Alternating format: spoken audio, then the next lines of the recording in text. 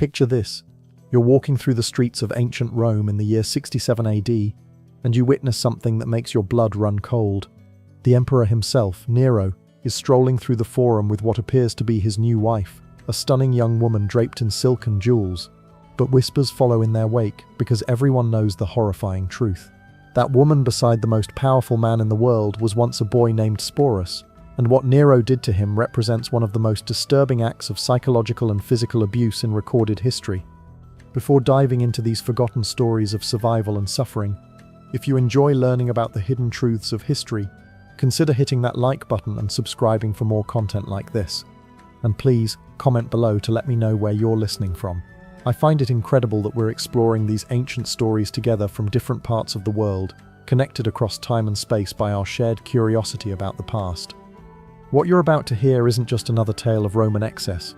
It's the story of how absolute power can transform love into obsession, grief into madness, and a human being into a living doll created to serve one man's twisted fantasy. The name Sporus might not be familiar to you, but his story will haunt you long after you finish listening. Let's start with the man who would become the architect of this tragedy. Nero wasn't born evil. In fact, his early reign showed remarkable promise. When he ascended to the throne at just 16 years old, many Romans believed they were witnessing the dawn of a golden age. He reduced taxes, funded public entertainment, and even performed in theatrical productions that delighted the common people. But absolute power has a way of corrupting even the most promising souls, and by 65 AD, something had fundamentally broken inside the emperor's mind.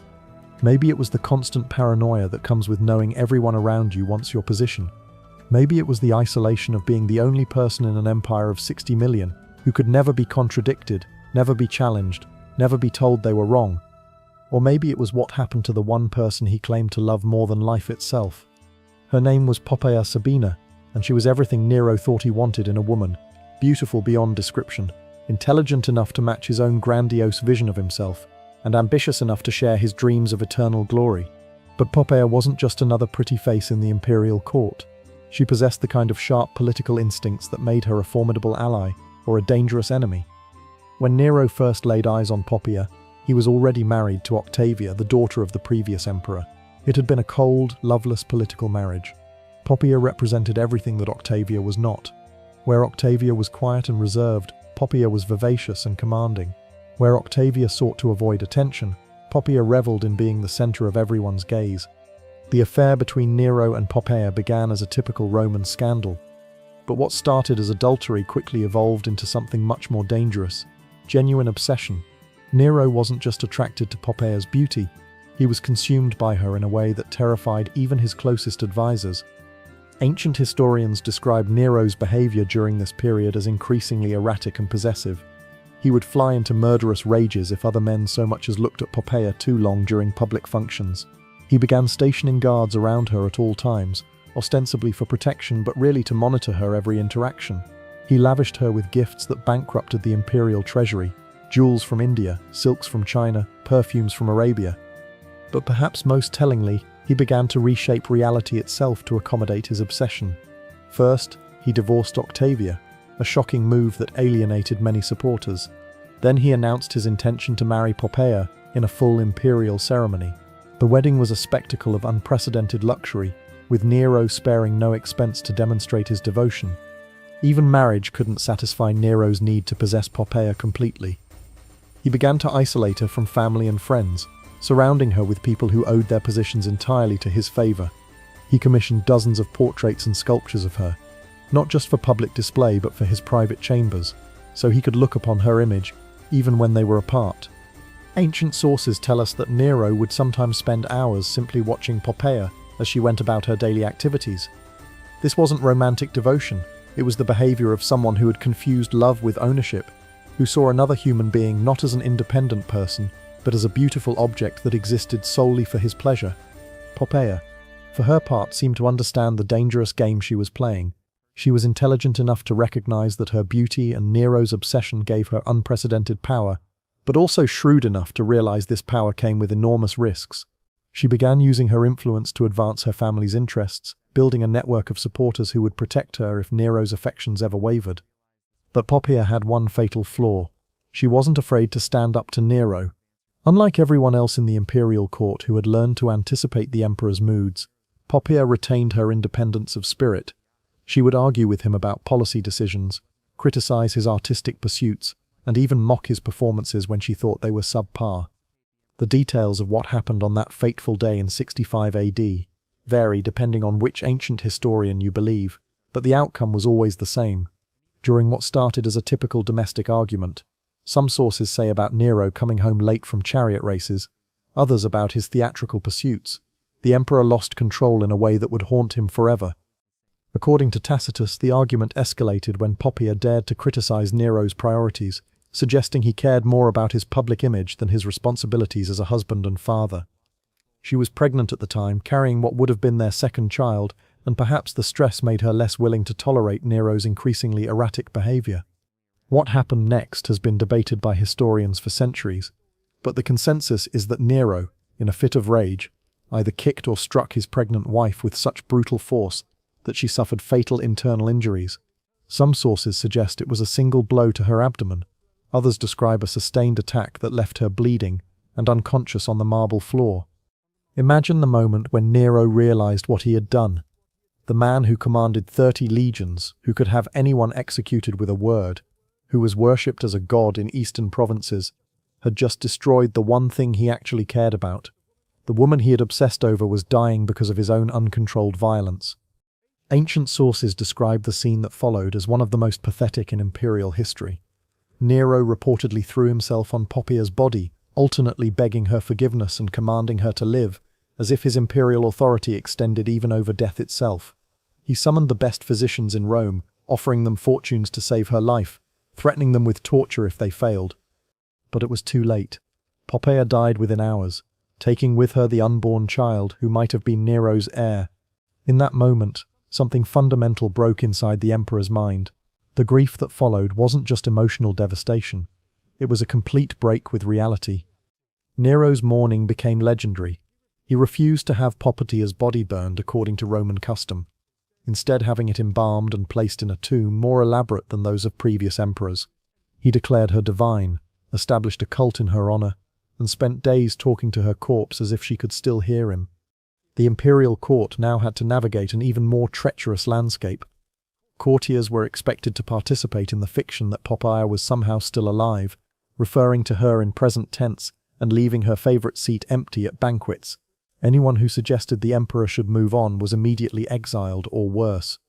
It was during this period that Sporus first entered Nero's line of sight, though the young man had no idea he was walking into a nightmare. Sporus was probably around 14 or 15, born into slavery in the imperial household, and freed as a child. He had been raised within the palace walls, receiving education that prepared him for administrative duties.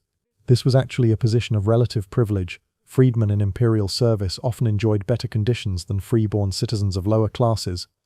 But this privilege came with complete dependence on imperial favor. Freedmen owed everything to their former master's generosity, creating absolute vulnerability. They could be elevated to great influence, but also discarded, punished, or killed on a whim, with no legal recourse. What made Sporus special in Nero's eyes wasn't his intelligence or skills, it was his face. Multiple ancient sources agree that the young man bore an uncanny resemblance to dead Poppaea, particularly around the eyes and delicate bone structure.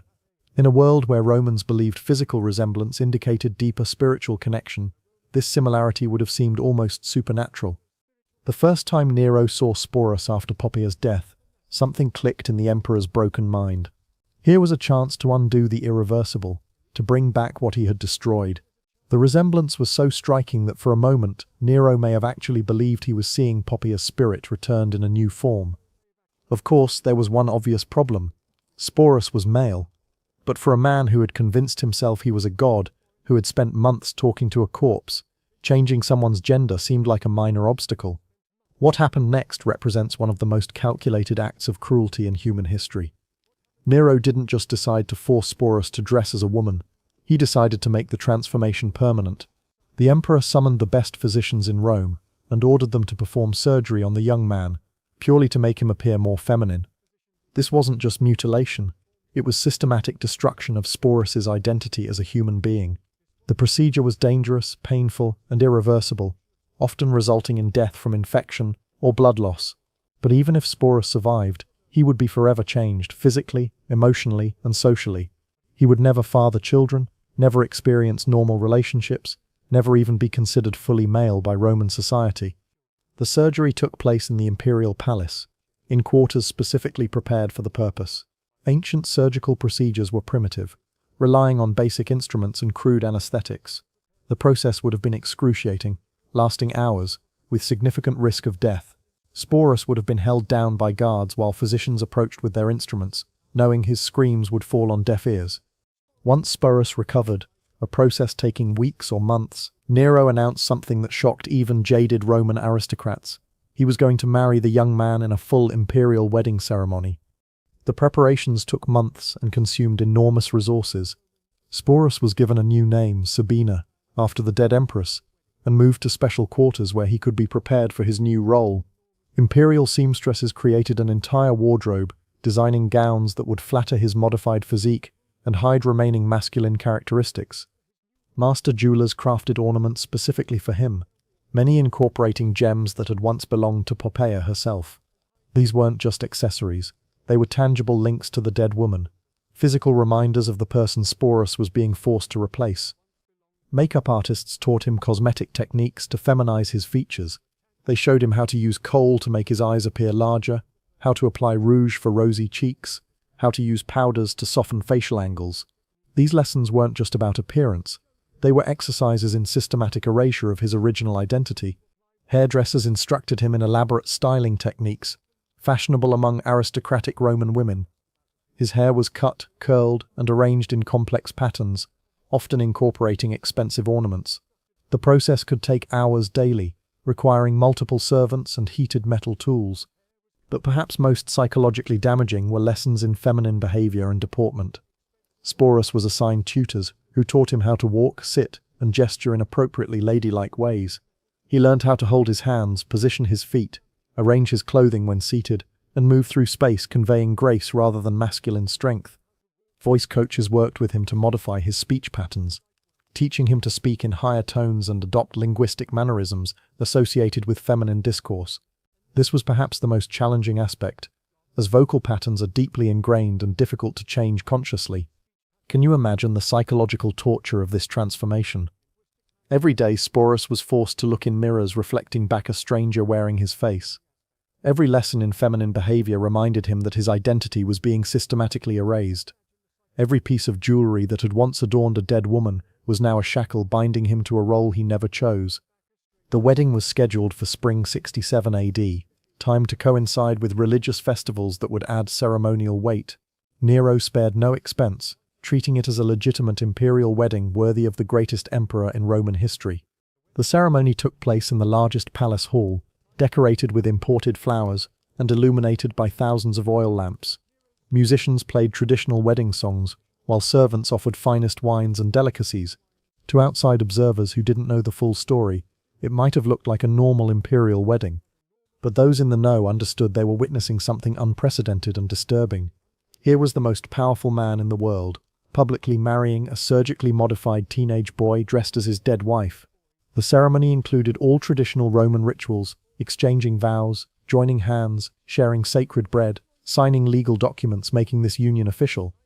The guests played their parts with accomplished acting skills, offering congratulations and expensive gifts while maintaining appropriate joy. But the atmosphere must have been thick with barely concealed horror, fascination, and nervous energy that comes from participating in something fundamentally wrong.